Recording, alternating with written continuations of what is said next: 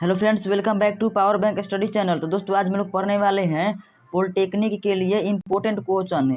ये बिहार पॉलिटेक्निक मद्देनजर रख के बनाया गया है क्वेश्चन, लेकिन ये अदर स्टेट के लिए भी बहुत ज़्यादा इम्पोर्टेंट हैं। मतलब कि ये सभी स्टेट के लिए इम्पोर्टेंट है, लेकिन ये बिहार के लिए बनाया जा रहा है। तो आप लोग दूसरे स्टेट का भी है तो आप लोग इसको देख सकते हैं। तो चलिए दोस्तों पहला क्वेश्चन से देखते हैं बिना टाइम को वेस्ट किए हुए। तो आज का हमारा पहला क्वेश्चन है, गति के नियम का प्रतिपादन किसने किया। मतलब कोई भी गति हो, न्यूटन का पहला दूसरा तीसरा सभी गति का प्रतिपादन किसने किया, तो किया न्यूटन ने। चलिए दूसरा नंबर क्वेश्चन देखते हैं। तो दूसरा नंबर क्वेश्चन क्या बोल रहा है, गति के नियम के प्रथम नियम से किस राशि की परिभाषा मिलती है।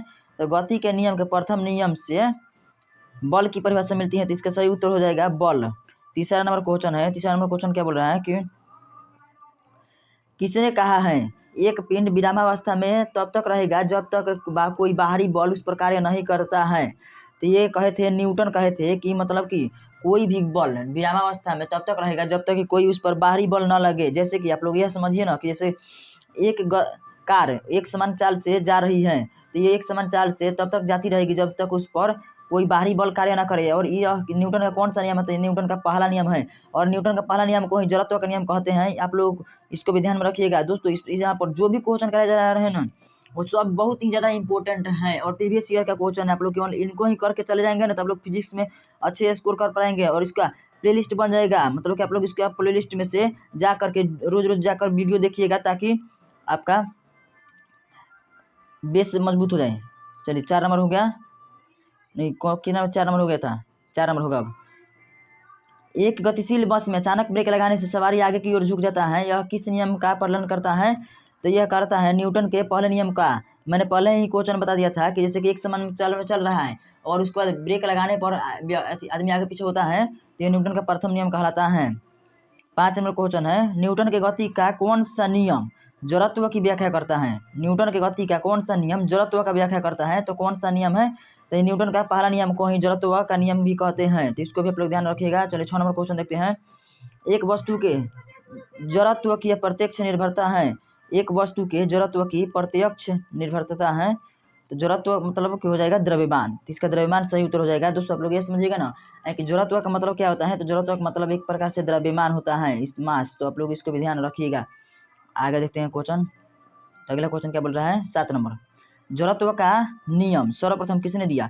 तो जड़त्व का नियम सर्वप्रथम दिए थे न्यूटन, सॉरी पहले दिए थे गैलीलियो, उसके बाद न्यूटन दिए थे। जड़त्व मतलब क्या होता है, न्यूटन का पहला नियम। तो पहले गैलीलियो दे दिए थे, उसके बाद न्यूटन इसमें और भी आगे बात बताई। चलिए 8 नंबर क्वेश्चन देखते हैं।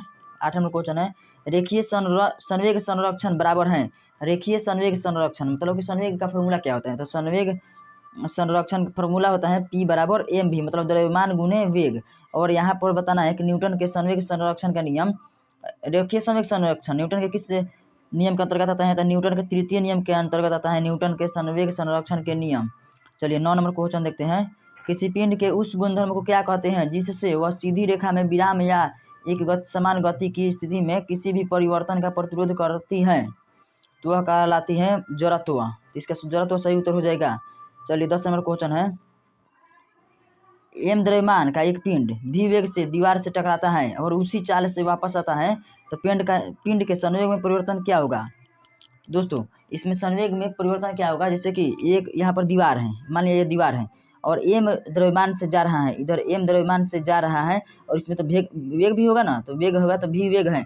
इस यहाँ पर गया तो यहाँ पर गया तो क्या बन गया एम भी, और फिर उधर से लौट रहा है तो उधर से लौटेगा तो क्या बनेगा, तो फिर माइनस एम भी बनेगा। तो दोस्तों एम भी माइनस और फिर माइनस में एम भी लौटेगा, तो इसके लिए तो एम भी माइनस माइनस क्या हो जाएगा 2mv, तो इसका हो जाएगा 2mv सही उत्तर हो जाएगा। अगर आप लोग ये नहीं समझोगे ना तो आप लोग डायरेक्ट याद कर लीजिए, क्योंकि इंपॉर्टेंट क्वेश्चन है ये। चलिए आगे देखते हैं। 11 नंबर है, 2 न्यूटन सेकंड। न्यूटन सेकंड किसका मतलब की इकाई है, तो ये है एक दो न्यूटन सेकंड वाले संवेग वाले 3 kg द्रव्यमान वाले पिंड की गतिज ऊर्जा होगी। तो 3 kg इसकी गतिज ऊर्जा क्या होगी, तो गतिज ऊर्जा होगी K बराबर P²/2m फॉर्मूला होता है। तो P कितना दिया है, तो 2 है, 2 दूनी के 4 और 2m, तो 3 2 गुने 3, तो 2 2 कट गया तो 2:3 इसका सही उत्तर हो जाएगा, अर्थात 2/3 जूल सही उत्तर हो जाएगा। चलिए 12 नंबर क्वेश्चन देखते हैं, रॉकेट डैश के सिद्धांत पर कार्य करता है। तो रॉकेट संवेग संरक्षण के सिद्धांत पर कार्य करता है। 13 नंबर क्वेश्चन है। 13 नंबर क्वेश्चन क्या बोल रहा है, एसएचएम से गुजरने वाले कण के लिए वेग को विस्थापन के मुकाबले में आलेखित किया जाता है, वक्र होगा। तो वक्र क्या होगा, तो वक्र होगा एक दीर्घवृत्त वक्र होगा। चलिए 14 नंबर क्वेश्चन है, इस शून्य में स्वतंत्र रूप से गिरने वाली वस्तुओं के तो क्या होता है, तो ये होता है समान त्वरण होता है। आप लोग इसको याद कर लीजिएगा, ये याद करने वाला क्वेश्चन है। आप लोग याद कर लीजिएगा कि शून्य में स्वतंत्र रूप से गिरने वाली वस्तुओं के त्वरण समान होता है।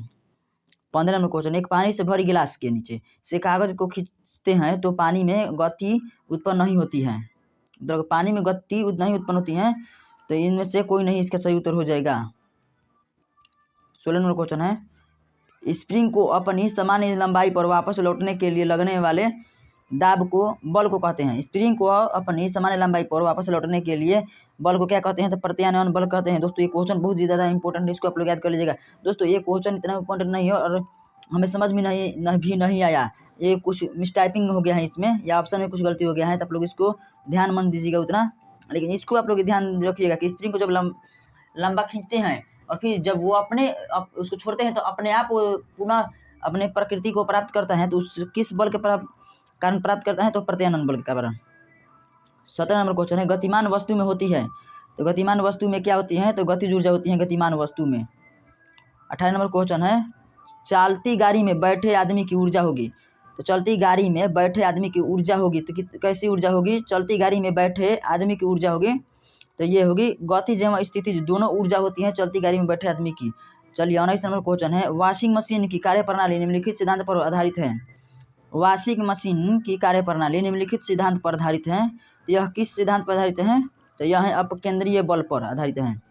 चलिए 20 नंबर क्वेश्चन देखते हैं, किसी वस्तु का संवेग होता है। तो किसी वस्तु का संवेग का फॉर्मूला क्या होता है, तो संवेग द्रव्यमान और गुणवेग होता है। तो किसमें द्रव्यमान है, तो केवल द्रव्यमान पर निर्भर करता है, गलत है।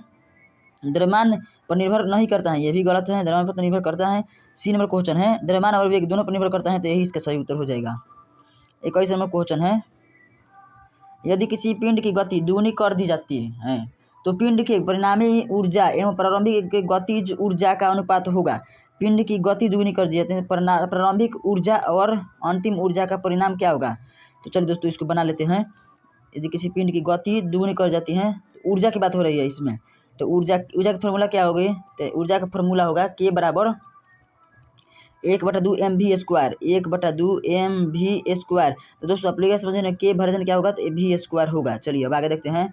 तो किसी की पिंड की गति ऊर्जा दुगुनी कर दी जाती है, तो पिंड की परिणामी ऊर्जा एवं प्रारंभिक ऊर्जा, तो परिणामी ऊर्जा क्या होगा, तो दुगुनी हो तो दुगुनी के 4 हो जाएगा, और प्रारंभिक कितनी थी, तो प्रारंभिक तो 1 होगा। तो इसका सही उत्तर क्या होगा, तो 4/1, सी में सही उत्तर हो जाएगा। 22 नंबर क्वेश्चन देखते हैं, यदि किसी कण का रेखीय संवेग दोगुना कर दिया जाए तो इसकी गतिज ऊर्जा होगी। यदि किसी कण की रेखीय संवेग दुगुना कर दिया जाए तो इसकी गतिज ऊर्जा कितनी होगी, तो संवेग और गतिज ऊर्जा का संबंध कैसा होता है, तो K बराबर होता है p²/2m। आप लोग इसको याद कर लीजिएगा कि K बराबर होता है p²/2m।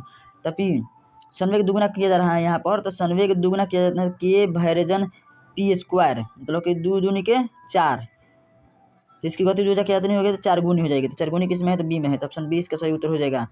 देख लीजिए यहाँ पर भी दिया है आंसर में। चलिए 23 नंबर क्वेश्चन देखते हैं, किसी गतिशील पिंड का वेग आधा करने से उसकी गतिज ऊर्जा हो जाती है। किसी गतिशील पिंड का वेग आधा करने पर उसकी गतिज ऊर्जा का फॉर्मूला क्या होता है, K वर्जन 1/2 mv² होता है गतिज ऊर्जा का फॉर्मूला। तो चलिए अब देखते हैं, K वर्जन v² होगा ना, इसमें वेग को आधा किया जा रहा है, तो K वर्जन वेग को आधा, तो 1/2 के स्क्वायर, तो 1/2 के स्क्वायर, तो 1/4 हो जाएगा। तो ये कितना होगा, तो 1/4 हो जाएगा। तो 1/4 मतलब कि चौथाई हो जाएगा, तो चौथाई इसका सही उत्तर हो जाएगा। तो ये इसका सही उत्तर हो जाएगा, आप लोग याद कर लीजिएगा। चलिए आगे देखते हैं। 24 नंबर क्वेश्चन है। 24 नंबर क्वेश्चन बोल रहा है कि किसी वस्तु का आवेग होता है, मतलब किसी वस्तु का आवेग कितना होता है। तो जैसे कि आप लोग पहले आवेग के बारे में जान लीजिए कि आवेग के बारे में होता क्या है।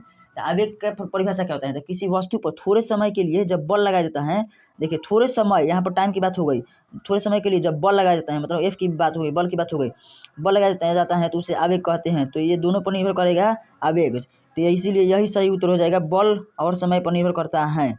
चलिए दोस्तों आज के लिए इतना ही। वीडियो देखने के लिए धन्यवाद। लेकिन आप लोग ये पहले जान लीजिए ना कि आप लोग बिहार पॉलिटेक्निक के लिए तैयारी कर रहे हैं ना, तो आपको ये रामबाण इलाज है, क्योंकि फिजिक्स का भी मैथ क्वेश्चन आएगा यहीं पर, मैथ का भी क्वेश्चन आएगा यहीं पर, और केमिस्ट्री का भी इंपॉर्टेंट क्वेश्चन आएगा यहीं पर। आप लोग आप लोग परीक्षा देकर आएगा ना, तब मिला लीजिएगा, अगर अभी विश्वास नहीं हो रहा है तो, कि इसी में से सभी क्वेश्चन आए थे। चलिए दोस्तों, आज के लिए इतना ही।